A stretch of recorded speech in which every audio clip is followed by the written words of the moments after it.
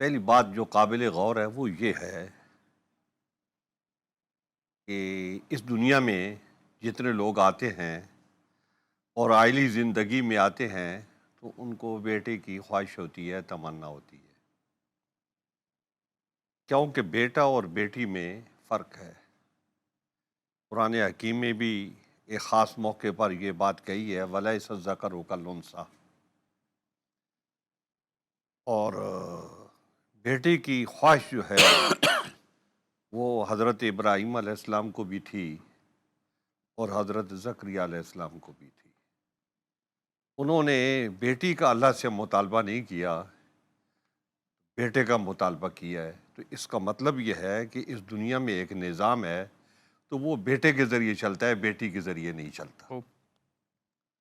تو حضور اکرم صلی اللہ علیہ وبارک وسلم کے اپنے صاحبزادہ گان گرامی وہ جب اس دنیا میں تشریف لے گئے تو پھر ظاہر ہے آپ کے دل میں بھی ایک خواہش تھی، اور وہ خواہش اس حساب سے پوری ہوئی کہ سیدۃ النساء حضرت فاطمۃ الزہراء رضی اللہ تعالی عنہ کو اللہ تعالیٰ نے بیٹا عطا فرمایا۔ آہا۔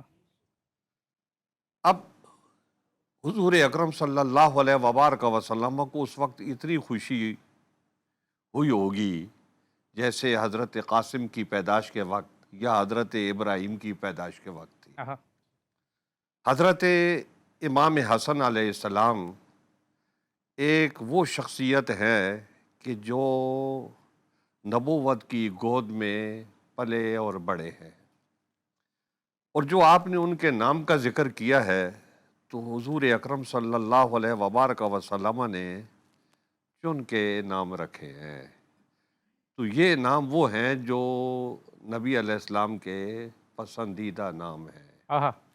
آج بھی لوگوں کی خواہش ہوتی ہے، کسی کے یہاں بچے کی ولادت ہوتی ہے تو وہ ایسا نام پوچھتا ہے کہ جو اس سے پہلے کسی کا نہ ہو، یا وہ بالکل نادر ہو اور عجیب و غریب قسم کا نام ہو، تو وہ اس کی تمنا یہ ہوتی ہے، خواہش یہ ہوتی ہے کہ ایسا نام بتایا جائے اور وہ آہا۔ ہم اپنے بیٹے کا رکھیں۔ آہا۔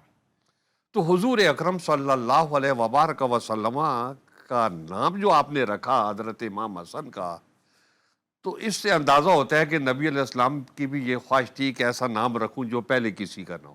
آہا۔ تو آپ نے چنیدہ نام حسن رکھا، حالانکہ حسن کا لفظ عربی کا لفظ ہے، اور حسن، حسن، یہ حسین، یہ سارے نام جو ہے نا یہ نام نہیں تھے، یہ لفظ تھے۔ تو حضور اکرم صلی اللہ علیہ وبارک وسلم نے پہلی مرتبہ اس کو علم کا درجہ دیا، نام کا درجہ دیا۔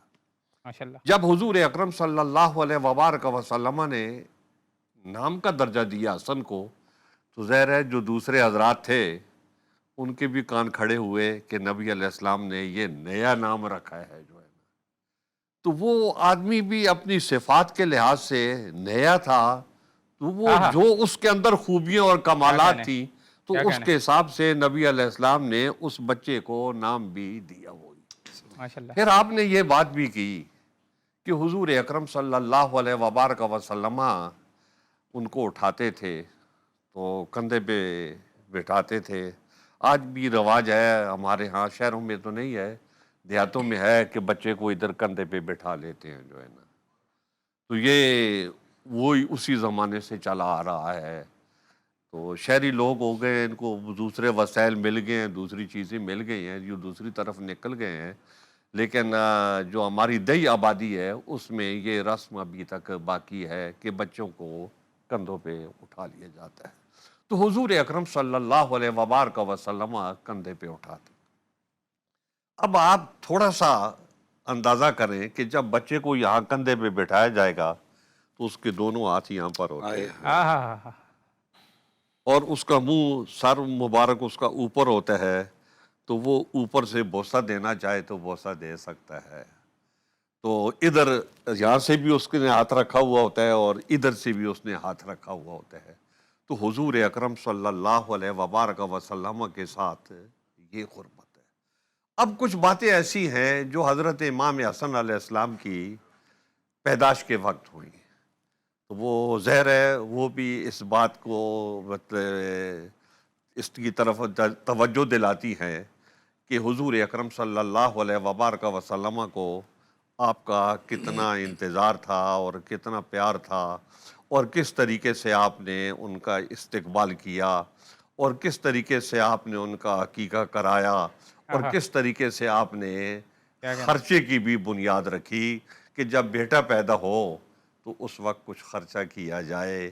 حضور اکرم صلی اللہ علیہ وبارک وسلم نے اس کی بنیاد رکھی، اور یہ خرچہ اس وقت کیا جاتا ہے جب آدمی کو خوشی ہوتی ہے تو حضور اکرم صلی اللہ بے علیہ شک، وبارک وسلم نے ماشاء اللہ، اس وقت یہ سارے خرچے کر کے تو ماشاء بتا دیا کہ یہ اللہ کی نعمت ہوتی ہے، اور یہ جو بچہ ہے یہ اللہ تعالیٰ کی اللہ، آہا، بہت بڑی نعمت ہے۔ آہا، تو اس لیے حضور اکرم صلی اللہ علیہ وبارک وسلم نے ان ساری باتوں کو کی بنیاد رکھ دی جو آگے چل کے ہمارے لیے لازمی اور ضروری ہوگی۔